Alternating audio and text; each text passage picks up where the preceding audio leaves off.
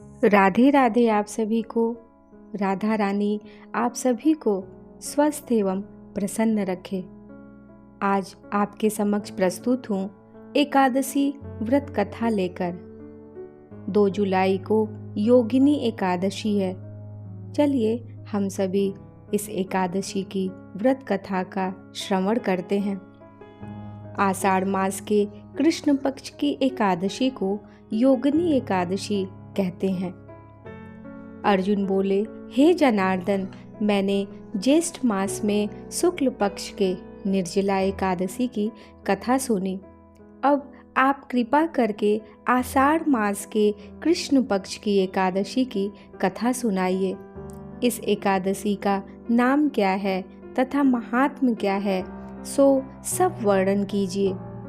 श्री कृष्ण भगवान बोले, हे कुंती नंदन, आषाढ़ मास के कृष्ण पक्ष की एकादशी का नाम योगिनी है। इसके व्रत से समस्त पाप नष्ट हो जाते हैं। यह व्रत इस लोक में भोग तथा परलोक में मुक्ति देने वाला है। हे पार्थ, यह एकादशी तीनों लोकों में प्रसिद्ध है। इसके व्रत से पाप नष्ट हो जाते हैं। आपसे पुराण में कही हुई कथा कहता हूँ, ध्यान पूर्वक सुनो। अलकापुरी नाम की नगरी में कुबेर नाम का एक राजा राज्य करता था। वह शिव भक्त था। उसकी पूजा करने के लिए एक हेममाली पुष्प लाया करता था। माली के विशालाक्षी नाम की अत्यंत सुंदर स्त्री थी। एक दिन वह मानसरोवर से पुष्प ले आया, परंतु कामासक्त होने के कारण पुष्पों को रखकर अपनी स्त्री के साथ रमण करने लगा और दोपहर तक न गया। जब राजा कुबेर को उसकी राह देखते देखते दोपहर हो गई तो उसने क्रोधपूर्वक अपने सेवकों को आज्ञा दी कि तुम लोग जाकर हेममाली का पता लगाओ कि वह अभी तक पुष्प क्यों नहीं लाया। जब सेवकों ने उसका पता लगा लिया तो वह कुबेर के पास जाकर कहने लगे, हे राजन, वह माली अभी तक अपनी स्त्री के साथ रमण कर रहा है। सेवकों की इस बात को सुनकर कुबेर ने हेममाली को बुलाने की आज्ञा दी। डर से कांपता हुआ हेममाली राजा कुबेर के सम्मुख उपस्थित हुआ। उसे देखकर राजा कुबेर को अत्यंत क्रोध आया और उसके होंठ फड़फड़ाने लगे। उसने कहा, अरे पापी, महानीच, कामी, तूने मेरे परम पूजनीय ईश्वरों के भी ईश्वर शिव जी का अनादर किया है। मैं तुझे शाप देता हूँ कि तू स्त्री का वियोग भोगेगा और मृत्युलोक में जाकर कोढ़ी होगा। कुबेर के शाप से वह उसी क्षण स्वर्ग से पृथ्वी पर आ गिरा और कोढ़ी हो गया। उसकी स्त्री भी उसी समय उससे बिछड़ गई। मृत्युलोक में आकर उसने महादुख भोगे, परंतु शिव जी की भक्ति के प्रभाव से उसकी बुद्धि मलिन न हुई और पिछले जन्म की भी सुध रही। इसलिए वह अनेक दुखों को भोगता हुआ तथा अपने पूर्व जन्म के कुकर्मों का स्मरण करता हुआ हिमालय पर्वत की तरफ चल दिया। चलते चलते वह मार्कंडेय ऋषि के आश्रम पर जा पहुंचा। वह ऋषि अत्यंत वृद्ध तथा तपस्वी थे।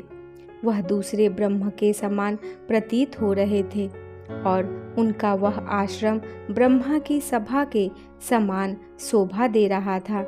उनको देखकर वह हेममाली वहां गया और उनको प्रणाम करके उनके चरणों में गिर पड़ा। उसे देखकर मार्कंडेय ऋषि बोले कि तूने कौन से खोटे कर्म किए हैं जिससे तू कोढ़ी हुआ और महान दुख भोग रहा है। हेममाली बोला, हे मुनि, मैं यमराज कुबेर का सेवक था। मेरा नाम हेममाली है। राजा की पूजा के लिए मैं नित्य प्रति पुष्प लाया करता था। एक दिन अपनी स्त्री के साथ विहार करते करते देर हो गई और दोपहर तक पुष्प लेकर न पहुंचा।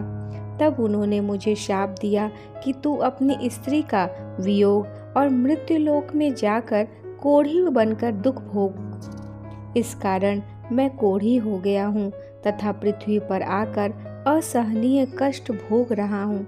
अतः कृपा करके आप कोई ऐसा उपाय बतलाएं जिससे मेरी मुक्ति हो। इस पर मार्कंडेय ऋषि बोले, हे हेममाली, तूने मेरे सम्मुख सत्य वचन कहे हैं, इसलिए मैं तेरे उद्धार के लिए एक व्रत बताता हूँ। यदि तू आषाढ़ मास के कृष्ण पक्ष की योगिनी नामक एकादशी का विधि पूर्वक व्रत करेगा तो तेरे समस्त पाप नष्ट हो जाएंगे। इस पर हेममाली बहुत प्रसन्न हुआ और मुनि के वचनों के अनुसार योगिनी एकादशी का विधि पूर्वक व्रत करने लगा। इसके प्रभाव से कुछ ही समय बाद वह फिर से अपने पुराने रूप में आ गया और अपनी स्त्री के साथ विहार करने लगा। हे राजन, इस योगिनी की कथा का फल 88 सहस्र ब्राह्मणों को भोजन कराने के बराबर है। इसके व्रत से समस्त पाप नष्ट हो जाते हैं और अंत में मोक्ष प्राप्त करके प्राणी स्वर्ग का भागीदारी होता है। राधे राधे।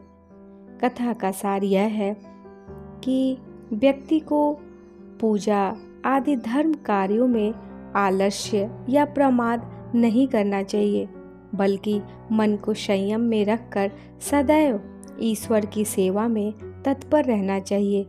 इस कलयुग में कोढ़ जैसे रोग से मुक्ति पाने के लिए मनुष्य को योगिनी एकादशी का व्रत श्रद्धा पूर्वक करना चाहिए। राधे राधे। उम्मीद है आप सभी को योगिनी एकादशी व्रत कथा ठीक लगी होगी। आप सभी ने स्थिर चित्त होकर इसका श्रवण किया होगा। यदि कोई त्रुटि हो गई हो तो आप सभी हमें क्षमा करें। आप सभी को राधे राधे।